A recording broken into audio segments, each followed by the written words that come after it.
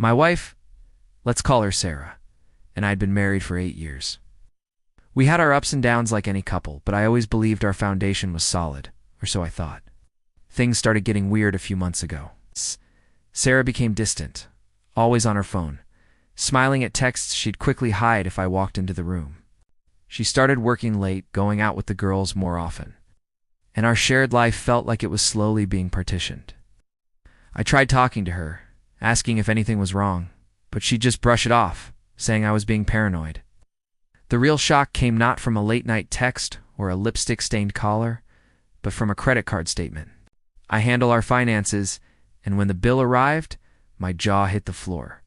Multiple cards were maxed out. We're talking thousands upon thousands of dollars. There were charges for 5-star hotels, fancy dinners I certainly hadn't eaten, expensive jewelry, designer clothes in a size that wasn't mine. My heart sank. This wasn't just careless spending. This was a secret life funded by our joint account. When I confronted her, the house of cards she'd built came tumbling down. The tears, the excuses, the frantic denials, it all came out. She'd been having an affair for 6 months with a guy from her office.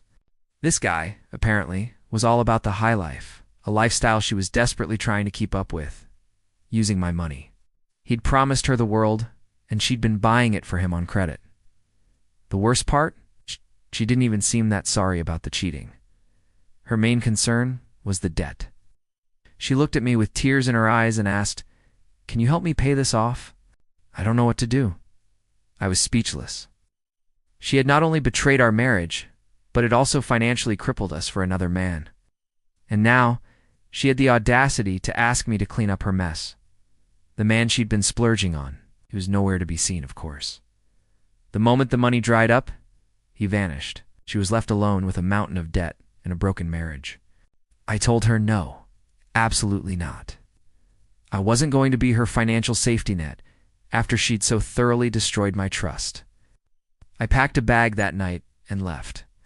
Filing for divorce was the hardest thing I've ever had to do, but it was also the most liberating. Separating our finances and dealing with the legal fallout was a nightmare, but with every step, I felt a weight lifting. She was responsible for her choices, and that included the debt she racked up in her secret life. Now, I'm slowly rebuilding. It's not easy, but I'm focusing on myself, my career, and my own financial stability. I've learned a tough lesson about trust, and the importance of seeing the red flags you'd rather ignore. Sometimes the person you think you know best is a complete stranger. It's a painful realization, but moving forward is the only option.